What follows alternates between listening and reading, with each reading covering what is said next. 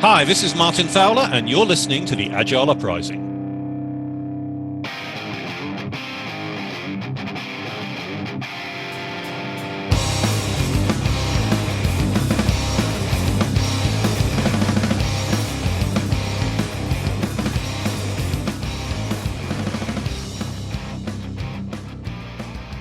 Hello, and welcome to another edition of the Agile Uprising podcast. I am your host, Troy Lightfoot, and with me I have my co-host, Andy Clef. Hello, Andy. Hey. Hey. And we have two special guests with us back again for another episode, Prateek Singh and Dan Vacanti. Hopefully I'm saying your last name right, Dan. Hopefully that's correct. All right. Very good. You got to try? What? How do you Troy, yeah. Sometimes I don't know if it's Vacanti or Vacanti. That's why I'm trying to make sure I'm pronouncing it correctly. Thank you. I always tell people you don't want to hear what my mom used to call me. So I respond to just about anything. I have a completely different pronunciation for it. So. Fair enough. All right. Well, these gentlemen are back again, and I thank them for their time. I'm really excited about this episode. There's two books that these guys released recently. One, the subject of the last podcast we did, which is Actionable Agile Metrics for Predictability, Volume 2, Advanced Topics. I think I'm saying that correctly. And Prateek's new book, with help from Dan. So that it seems like they both helped each other write their books. That's what it seems like. And that is Scaling Simplified. So I'm excited to talk about that. In fact, I'm gonna set this up, Prateek and Dan, by saying, now this I'm setting a high bar, by the way. I'm setting a very high bar. So if you don't live up to it in this podcast, we're all in trouble. No, unlike you, Troy. But the bar is this. I read the book, Prateek, and obviously there's a class at prokanban.org, which is roughly, the material is similar to what's in the class, but your book is actually a brilliant breakdown of a lot of the things in that class and a much deeper dive than you could do in a 2-day class typically. But I would say where we're at now in the world, if you want to read a book about scaling, this is the one to read. And we're talking about why that is today. All right. So that leads me to my first question, gentlemen. And Andy, feel free to kind of step in, ask any questions you want, and we can. I got some good ones queued up. I have to see how high your bar is first, though. Okay. All right. So, gentlemen, why Scaling Simplified, and why now? I was about to, when you said that, Troy, I was like, let's just finish now. I think that's a good place to stop. Great recording. Why this book and why now? Well, I feel like I've recently given this answer. In the past few years, I've heard scaling more and more, and further than that, I've heard all these weird things that come along with scaling. These things that seem to make it really complex, like trains and planes and all that fun stuff. Okay. And whenever Dan and I have encountered the problem of scaling, it's been a lot simpler than putting in big, huge structures and 3-day long events and all that stuff. It's been much simpler than that. And hence the book. And why now is because pretty much on a weekly basis, I get someone reaching out to me going, hey, we've been doing this big framework thing for the past year, 2 years, and it's really not working. We're not able to deliver stuff. Is there something else we can do? And I kept giving the same answer over and over again. I was like, might as well write this answer down. All right, that's a long answer to say to somebody the whole book, for sure. How much time do you have, right? How much time do you have? Yeah, good ideas. And Dan, any thoughts from your end? Yeah, so I think this is the very beginning. You introduced. Oh, Dan, I heard. Yeah, go ahead. No, I'd rather hear from Andy. Andy, go ahead. I'd rather go. I'm glad you don't have big toes, Dan. You start out the book with a wonderful approach called the negativo approach. Like, take everything away that you don't need. Yeah. And a few of us had a podcast couple cycles back about org debt, right? So everything that you could take away until there's nothing left to take away came from somewhere. Could have been micro drifts. It could have been all the decisions that should have been made that weren't.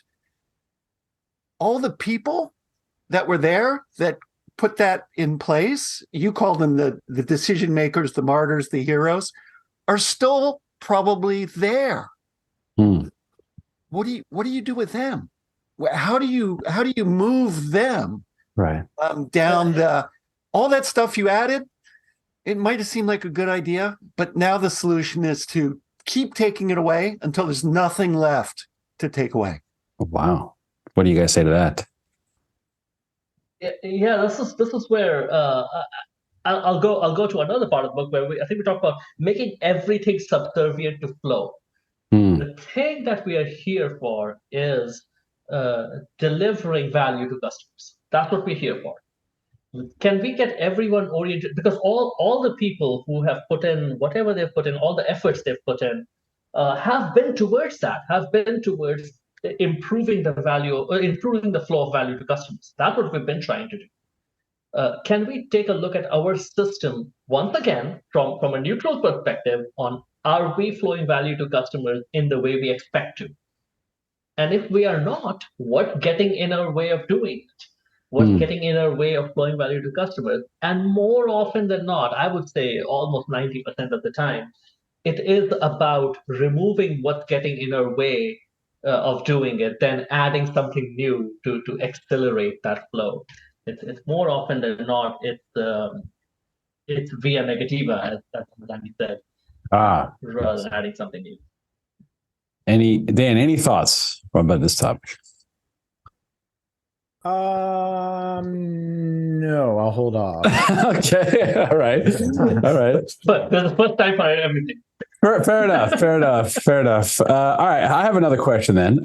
So what are some of the common problems with scaling? And maybe you can talk a little bit about Ford's folly in Brazil. Oh yeah. Yeah. So let's start with Ford. Obviously did a lot of great things, did a lot of kind of weird things too. Let's talk about Henry Ford, titan of the automotive industry.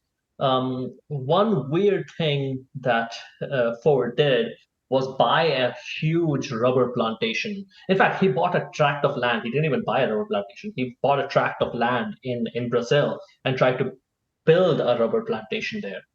And he copy pasted essentially everything that worked in Michigan over to this remote part of Brazil.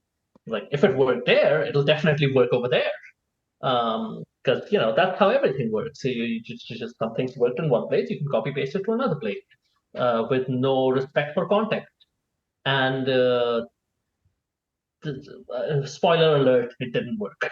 I gave it a good Fordian try. Several times. And yeah, exactly. Tried it a few times. And what's the kicker of the story is that not a single drop of rubber produced in that plantation ever made it to a Ford car. No way. That's the kicker of that story. And there was a lot of money spent there. But again, what does it have to do with scaling? Well, guess what? Most people, when they try to attack the problem of scaling, they go, hey, what is the thing that other people are trying? Can we copy paste that in here? Can we just take that thing and do it here? Or what is that thing that our new VP did in the previous company they were in? Can we try that thing here? And more often than not, they get to the same result that Ford got to. Trying to implement Michigan things in Brazil. Right. So the lesson I'm hearing there is that just installing one thing from one company to another is not guaranteed to work, basically, is the summary. In fact, it might have dire consequences, potentially. All right, that makes sense. So we're talking about problems with scaling. I'll just give you a personal anecdote. One of the problems I see in pretty much every company we walk into is around how teams are organized and teams are structured. In fact, they're either organized to have, you need 3 or 4 teams to deliver some end-to-end piece of value, right? That's very common. Whether that's the teams are like, there's a front-end team and a back-end team and that type of structure, or they're cross-functional, but they're too small. And so they have to manage a bunch of dependencies between each other. And so a lot of the planning that people do is literally around how do we manage dependencies. And so there is like, I don't know, $100,000 spent on a planning meeting to figure out how to manage dependencies when you might not even need to do that, right? So anyway, I was just bringing that up because I was thinking about it when I was reading your book, and I wanted to hear you guys' thoughts about. You talked about it having everything subservient to flow, and so one of the big problems with scaling is team formation, and team makeup, I would say. And what are your thoughts about that? Before I answer that, I'd actually like to throw that to Dan to talk about one of the first flow-based teams that he worked on or he led. Oh, okay, yeah. I was just absolutely going to agree. I mean, I just very quickly, Troy, what you're saying. I mean, if you truly understand flow and if you truly want to live flow, then now we're into org design, org development type more questions. Most people think it's a question of of agile practices, but it's much deeper than that. It is a question of how your organization is designed. And so my very, very, very, very small experience with that was the very first Kanban team. It wasn't Kanban when we were doing it, but it became being known as Kanban. It was a huge. It started out as one big team. We were doing an SAP implementation of all things, and instead of you could have seen how we could have easily organized around the different components of SAP. We could have had an HR team and a finance team and a whatever team and a whatever team, but no, we just put everybody together as kind of one big team. Started off with about 30 to 40 people, and it grew to over 60, because. We saw the exact problems that you were talking about, Troy. I mean, why break up? Why put in those organizational boundaries when all you're going to do is end up managing dependencies at that point? Wow. There's a couple of thoughts why you might do it, and I'm digging into the team topology concepts that came out not too long ago. Limiting cognitive load, right? So that's one reason that's probably useful. Conway's law is a reason that's probably not useful. Well, they report up to HR, they report up to finance. So let's shove Conway, unless we're doing a reverse Conway, off to the side. But it comes back to the architecture of the thing, the cognitive load, the context switching. How do you manage that at 30 to 60 people? Manage it. How do you set things up for success at 30 to 60? And we did not pay Andy to ask this question. We did not. I mean, you might see money being exchanged behind the scenes, but we didn't. Prateek, that's a bit of a softball one for you, I think, isn't it? Yeah. How do we manage the cognitive load? The easiest way to manage cognitive load in any system is limiting WIP. Mm-hmm. The problem with large teams that people usually bring up is there is way too many people to communicate to. Regardless of whether your team is large or small, not everyone is communicating with everyone at all the times. But what we are communicating about are work items. We're trying to figure out how to get this piece of work done. That's what we're communicating about. As long as we can keep the number of work items that are active in the system low, and we don't have to constantly context switch between different work items, that cognitive load is lowered a lot. It again goes back to flow. As long as we can keep the flow of value going through a system. I'm not saying that bigger teams are better than smaller teams.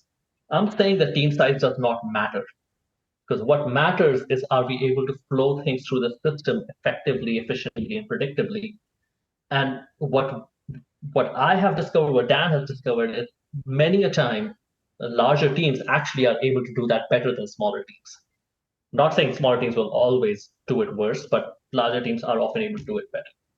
And the key is smaller batch sizes, limited WIP, and finish it before starting the next thing.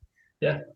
Yeah, I think that's the problem with scaling is people think the more teams that we add, the more work that we have to start. In fact, that's usually why people spin up new teams, is so they can start more work, when that's probably the absolute worst justification for a team. Yes. And what you guys are talking about, man, it's like, just rings true. I don't know. I'm visualizing an exact problem I had to face at a previous client. We're measuring cycle time of Jira epics, and it takes 3 Jira epics to deliver any actual value.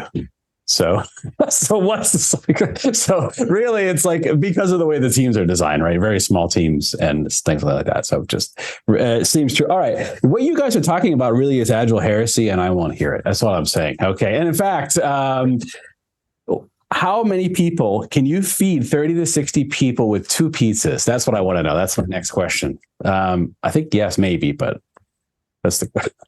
I can if anybody wants to see it, I can bring up the board and I can show you. But I think our whip was limited at the epic level for that. Once we got up to around 60-ish people, I want to say at the epic level, our whip was 5 epics. 5 epics. Yeah. But what about all 10 priorities? Yeah. All 10 priority ones. I think that's what you meant, Alex. All 10 priority ones. Yeah. So you talk a lot in the book about different levels of prioritization, where it turns into waste versus value. Let's tap into that for a bit. Yeah, that's I shouldn't say that that's my least favorite chapter in the book. But it is. I was like, can I say it? the reason that chapter, it's a bit of a bait and switch, that chapter is, because I go through, here are all the ways you can order your backlog and prioritize stuff. And then I kind of end it with, by the way, all this is waste. You can get rid of the backlog. But the reason it's laid out that way, the reason I go about it that way is to show people that there are ways to do this, and there are proven ways that work in doing this. But our world is so complex and so unpredictable that doing all this takes a lot of time. All those things that we've shown, they take a lot of time, and all that time could potentially be waste. All that time that we're spending prioritizing, we're not working. We're not helping things get done. The only prioritization that actually matters is amongst the things that are active with you, which one do we focus on so we can move it forward? And if you're having to make that call over and over again, you're probably working too many things. Dan, you're biting your lip. You and Stacy always with can't I just be thinking? But now that you mention it, never seen you. Don't disagree, but here I go. Here's where you're wrong. The only other thing I want to add in is not only is all that work to prioritize waste, but inevitably when it comes to start something new, it has nothing to do with what that prioritized order was. It's the latest, shiniest, new ball or whatever thing that has just come in. Your CEO's golfing buddies with somebody else, and they decided this is a good idea. And so we've spent, umpteen hours prioritizing stuff, and then at the last minute, somebody swoops in and says, "Oh yeah, but we're going to do this." Or I think what you were kind of pointing out earlier, Andy. You know what? We've got this prioritization. 1, 2, 3, but we, like I was saying before, we end up with like 10 number ones, and it's like, it doesn't do anybody any good. Love it. Delay, where's Jeff? Yeah, magic formula. That was my next question, gentlemen. I actually had that written down. In your book, you talk about different ways of prioritizing, like you just mentioned. Kind of the gist of it is, it really, from what I gathered out of it, is it really doesn't matter technically. And I guess in my opinion, what matters is that people are aligned as to what should go next, like in an organization, right? Like, because what happens is often you have competing stakeholders, competing opinions, and people are arguing over things. So if you can get people aligned, whatever technique you use about why would something potentially go next, to me, that's valuable. So why don't we talk about another kind of common aspect of scaling, which is the prioritization techniques, right? And so you have things like WSJF, which is a version of cost of delay, which is pretty popular.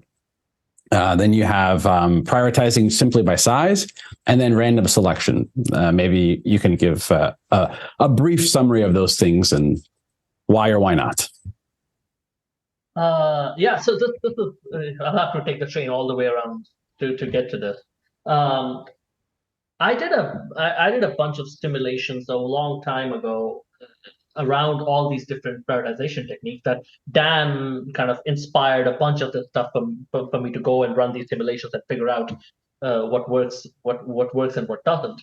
And then Dan took all those simulations and wrote an article using that called "Don't Be a Ditka." And then I took that article and put it in my book. There you go. I don't know which way the arrow of causation goes. I don't know who gets credit for this Or blame. or blame for this. Yeah, but those were some of the things we compared. We compared things like if we did cost of delay calculations, if we did just ordered things by ascending order of size, or just randomly picked from the ideas that we have. By the way, when we say randomly picked, we mean there are decent ideas, and we're randomly picking from decent ideas. We're not, we're not putting a stock ticker on a grocery app. It's just randomly picking from a decent set of ideas. When we compared all of those, it turns out in our world, the cost of delay calculation, and we did CD3. We did not do Fibonacci number divided by Fibonacci number. We did not do that. But that's math. That's math, Prateek. So I just want to say that. So yes, go ahead. Yeah, we did not do that. When we did all that, actually, cost of delay kind of came out as one of the worst ways of doing it. One of the worst ways of prioritizing. This is not to say, actually, you know what? I should let Dan talk about the rest of it because he has the book right there, so he can open it up and answer questions from Don Ryerson's book if he needs to. So why am I saying, Dan, that cost of delay was not necessarily the best way? CD3. CD3. Yeah. CD3 wasn't the best. Yeah. Okay. And now I have to be even clearer because we are recording here, right? This is going to get out. Our first run of the simulation actually it proved CD3 was the best, but if you knew two things, if you actually knew the cost of delay and you actually knew the duration, which hopefully everybody on this call knows, you don't know those things. You think you do, but you don't. Both of those things are random variables. And so once you take the random variable aspect of it, it turns out your guesses of what cost of delay is and what duration is, can vary wildly, which that's what makes CD3 suboptimal. If you know those two pieces of information and you know them, like for example, I don't know, like a government regulation where you're going to get a $1 million fine if you don't have this thing on by this date. Okay, we can calculate CD3 at that point, and we know. Right. And if you have that information, that is the way to go. We proved Don Reinertson, everything that Don Reinertson says is right. If you don't know those things, CD3 is kind of the worst. It is among the worst. One other thing, if I could just be very, very quick. Most people, it's funny, their only interaction with weighted shortest job first is through SAFE. Right. And I think what most people don't understand, weighted shortest job first it's a generic algorithm. It's a generic scheduling algorithm. And most people think that weighted shortest job first means what SAFE's definition is. And it's funny to hear Don Reinertson. I love hearing Don Reinertson talk about it. I don't know if any of you have seen the video clips of him talking about this. And he's like, I know what cost of delay is. I know what weighted shortest job first.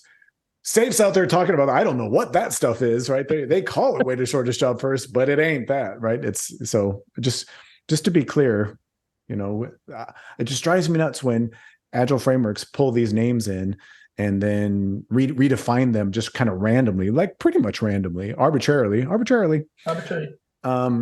then they just end up confusing everybody, including themselves. All right. Fair enough. It reminded me a little bit of the flow velocity metric that I've been recently dealing with, which is the SAFE's version of the flow metrics that they have. So similar construct, I would say. changing things a bit. Flow load, anybody? Flow load, that's my favorite one. Yeah, I actually use that a lot. Yeah, that term. I always say this, doesn't that sound like a plumbing problem? That sounds yes, like, it does. I would never say that in polite company. I would never ever say flow load in You'll just say it polite here. company. I got to be honest with you. Come on. I have a PowerPoint deck, literally I read today, and that word is on there. And I just literally smile every time I see it. That word makes me laugh. So, anyway. Well, here's the dilemma. Yeah, At scale, at sizable scale, you've got quite a few stakeholders, customers, upstream, downstream, that want to know the answer to the common question, which sounds like a book title. I think it's one of yours. Like, when will my thing be done? I've got marketing and sales, and I've got my stuff to do. It was an idea. You accepted it. When will it effing be done? Mm-hmm. So if you can't prioritize and you can't predict, what do you do?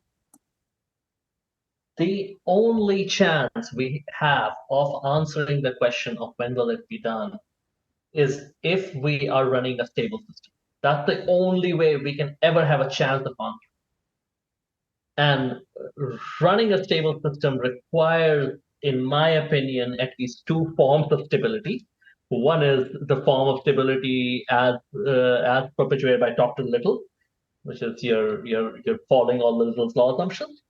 The other is, and for this you should read Dan's book, Dan's new book, the form of stability as promoted by Stewart, which is that it does not have any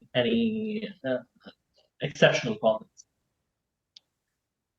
Once we have a system that works like that, that's stable enough, now what we can say is, oh, if I pick something up, I can reliably tell you when it will be done. But just as you said, Andy, because there are so many people fighting about what you pick up, anything that's not picked up, I don't care what we employ. I don't care what kind of prioritization method we employ. I don't care what magic we employ. We almost will never be able to say when something that we haven't picked up will be done, because there's always a probability of something coming in and not me doing it. I love it. Sounds great. So I wanted to follow up with that, Prateek. So in your book, you talk about Kanban as the key. I mean, I don't know if you phrase it this way, but basically I was reading it this way. Kanban, as defined in the Kanban guide, as the key to scaling, like is the key to implementing the fundamentals to scaling, right? When it comes to defining and visualizing your workflows, managing your work in progress, and improving using the flow metrics, right? So why is Kanban a fundamental key to scaling in this manner? I have two reasons for saying it. One, which I just already mentioned, if you're doing this stuff right, you're probably going to most likely going to end up running a stable system. Yeah. If you're doing all the things that are in the Kanban guide, you're going to be able to run a stable system, which then will help you answer the question that Andy was asking, which is when will it be done? It will actually make you predictable. The great thing about both the Kanban guide and at least our Applying Professional Kanban class is nowhere do we say that this is for a team working on stories or this is for low-level items. That entire thing can be applied anywhere. It is so flexible that we can apply it anywhere, and it's so context specific that when you apply it, it takes the form of that context and can be used to work that context. That's why I gravitate towards it. That's why I believe we can just pick that up and apply the exact same concepts that we have been successful applying with teams at higher levels. Right. So Prateek's going to take a break. We'll hang out with Dan for a few minutes till Prateek gets back. All right, Dan. Do you want to follow up on that? What do you really think about Prateek? Yeah. What do you really think about the book? All the things that are wrong. Do you want to follow up on that last question I had about Kanban being kind of the secret sauce to scaling? Well, no, but I did. No. Okay. Because I totally agree. I don't know what else. I don't know what's out there. Sure. I did kind of want to get back to what Andy was saying, earlier about the when will it be done. And I do want to acknowledge, I'm not sure if Prateek acknowledged it, but First and foremost, absolutely agree. That's not only is that a fundamental question, it's a legitimate question. Our customers get to ask that question. They get to ask when will it be, especially if they're the ones that are paying for it. They get to ask when will it be done. Right. Now, whether it's fair or not, that's a different question. That's a different question. Whether we can answer it or not, that's a different question. But it is an absolutely reasonable thing for them to request. And so I think it puts a responsibility on us to do whatever we can to be able to answer that. One of my favorite analogies that I love to use. I don't have kids, but I've been to Disneyland or Disney World. I don't know what's the one in Florida. I can never remember. Disney World. Yeah, the one in Florida is here. World. Disney World. Yeah. I don't know how anybody remembers that, but if you're ever in the queue at Disney World, at certain for rides, at certain points along the queue, they'll have like, hey, 10 minutes from this point, 5 minutes from this point, whatever. And they could, and those are actually reasonably accurate. Right. If I actually measured it once, when I was there, and I was like, hey, wow, they do it pretty good. The thing is, you have to think about everything that goes into them being able to do that. When you're first sitting there, at home thinking about, hey, are we going to take the family to Disney World or not? Disney World can't tell you how long it's going to take for you to get on this ride. When you buy the tickets, they can't tell you how long it's going to. When you're pulling up in the parking lot, they can't tell you. When you walk through the gates, not until you actually join the queue and get to this point can they tell you. And that's essentially what Prateek is talking about. Right. You have to bring in some notion of system boundaries and system stability. And if we can frame the problem that way, okay, now we got a shot at being able to answer when will it be done. But just because some random person had some idea this morning, maybe the eggs and bacon they had for breakfast didn't sit well with them, and they're like, hey, I think we should do this crazy thing.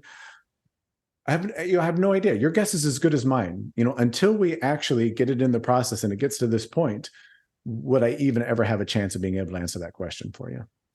That's a great answer. Andy, any questions or follow-up about that one? Well, I love it. And the boundary of certainty, right? Yeah. When you're in the queue, not in the parking lot, not at the ticket stand, right? Because it's fluid probably until you get into the line where it's now a decent amount of stability, because they know how long the ride takes, how long it takes to load and unload.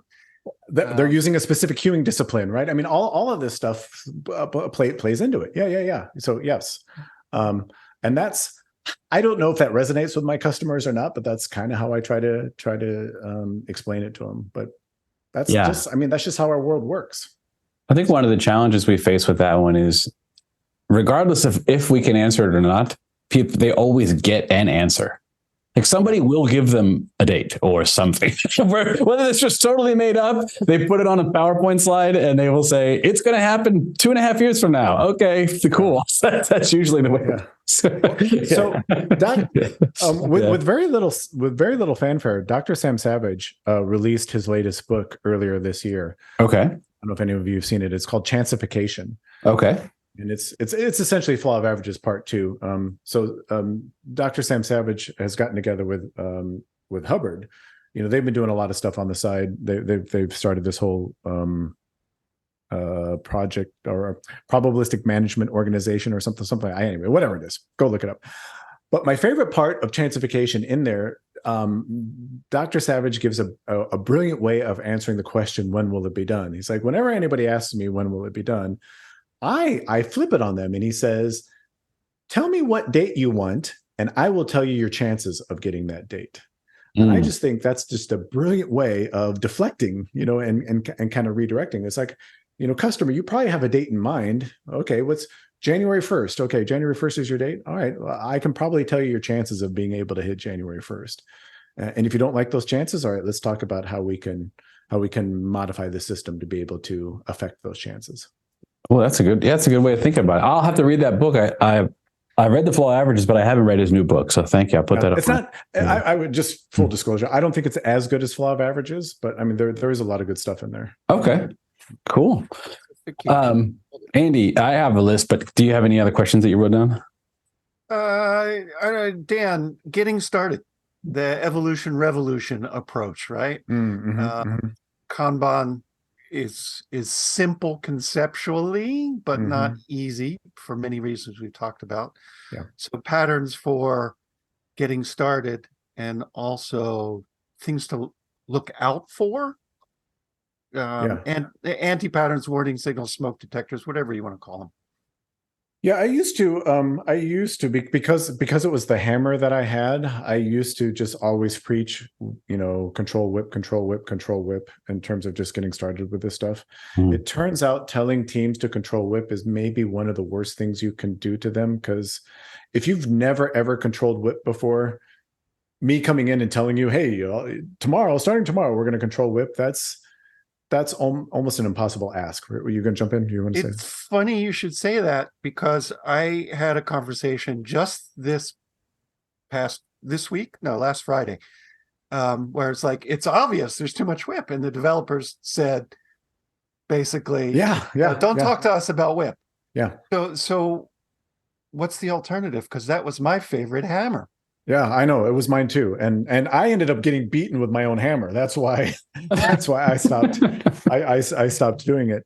Our go-to weapon of choice now, not that it's really a weapon, shouldn't say it that way, is aging, paying attention to aging. Most teams have never heard of flow metrics, and even if they have heard of flow metrics, they probably haven't heard of aging. And so for me, one of the most powerful tools that we can get teams to think about the consequences of their actions is just to look at aging. And Prateek and I say this all the time.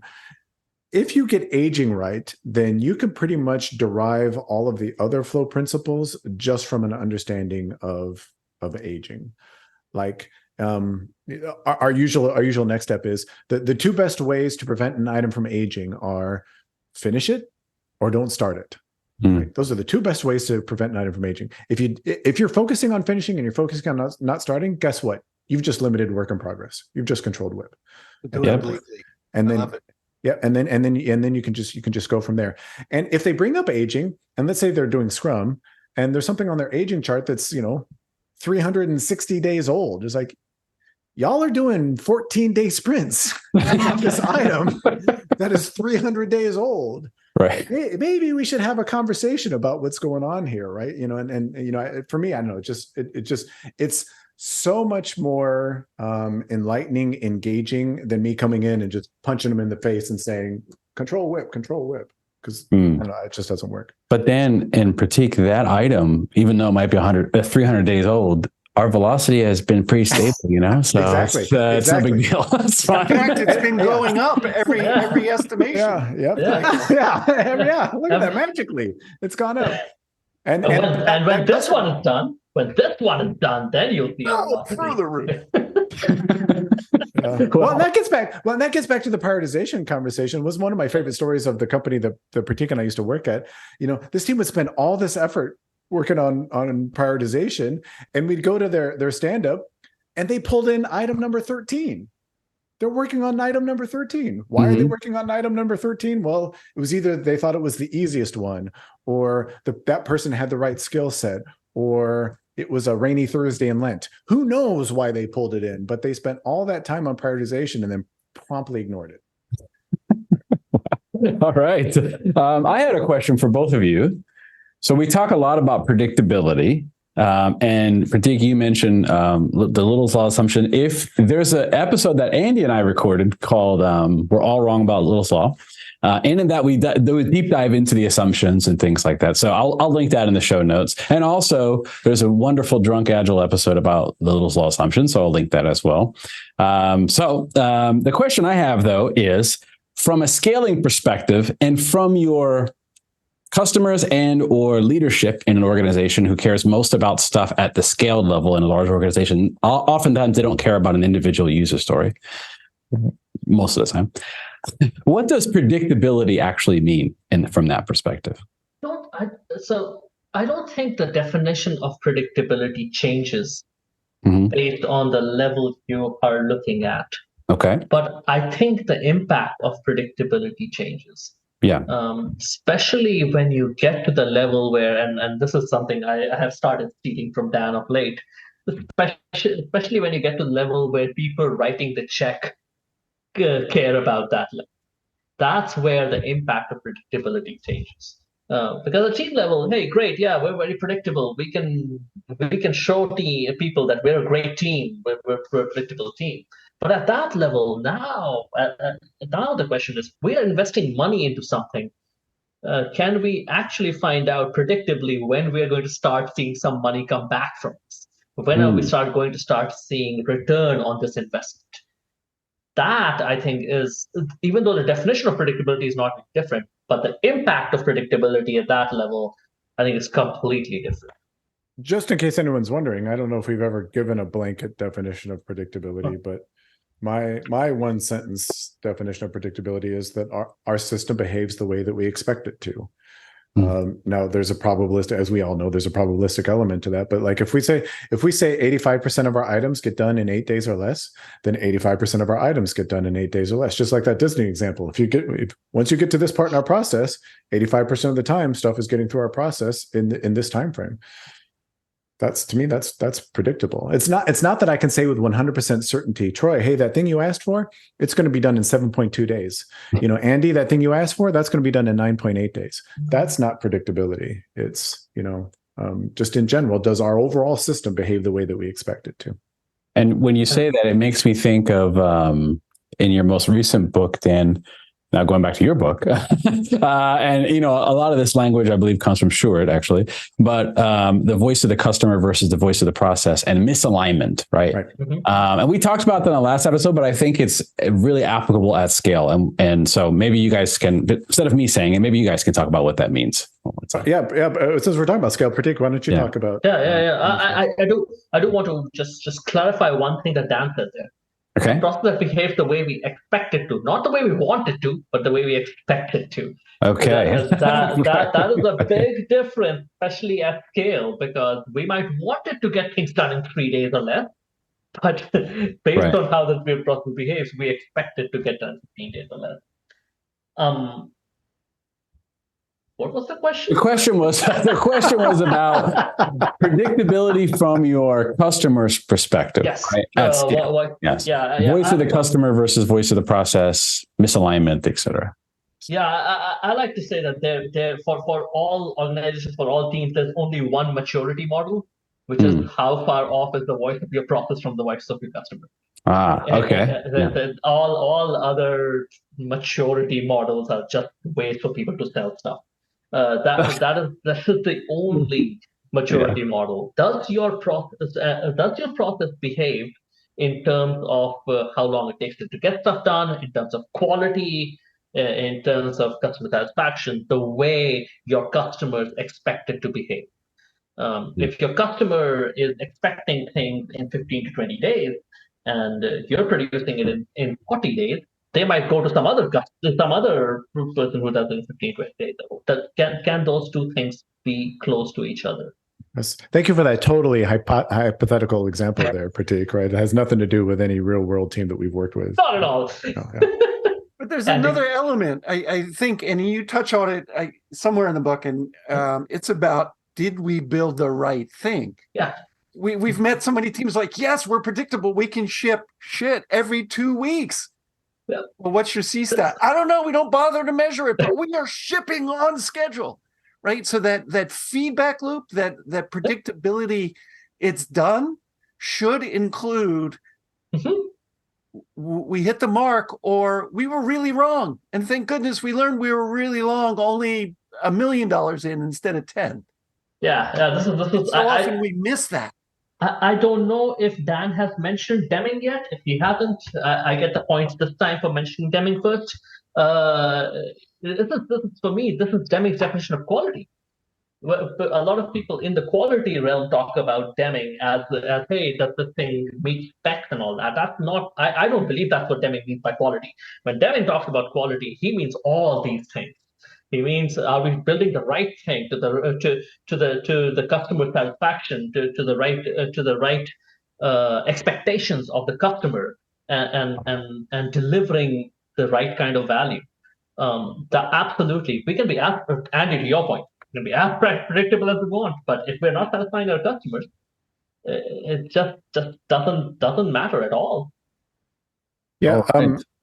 Sorry, just if I can. Most people think, if we tie this back to Kanban, if we're doing, especially if you're doing software, most software developers think that done on your Kanban board means it's in production.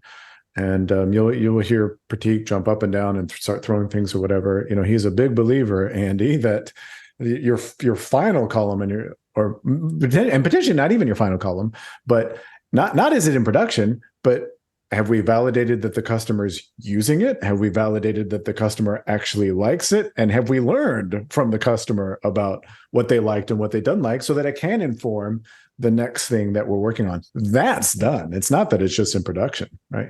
Yeah. Love it. Love it, guys. Well, gentlemen, anything else that you'd like to plug? Where can people find you? Floor is yours.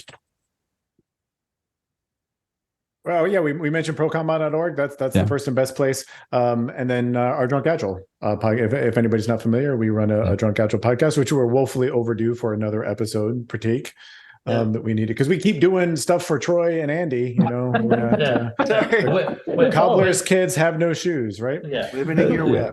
Yeah. So those are the two best places: Pro Kanban and Drunk Agile. Come check us out there. Thank you, guys. And you guys are in the middle of a book tour, and it can be virtual. So we talked about, for the listeners, if you're still listening to this, by the way, thank you. And by the way, also, what's wrong with you? No, I'm just kidding. No, but thank you. So if you're still listening to this, we are hopefully planning soon, at some point soon, a virtual book tour for these guys for their 2 books, where there'll be an hour Q&A, and we'll do a live stream, and you can come in the chat and ask them any questions about their books, and we can have like a hangouts with these guys. So if that is of interest to you, we'll let you know in the community when that's going to be and give you all the details. Okay. Yeah. Join our Discord server. Yeah. It's free. It's free. It's not overwhelming. There's a nice level of signal to noise.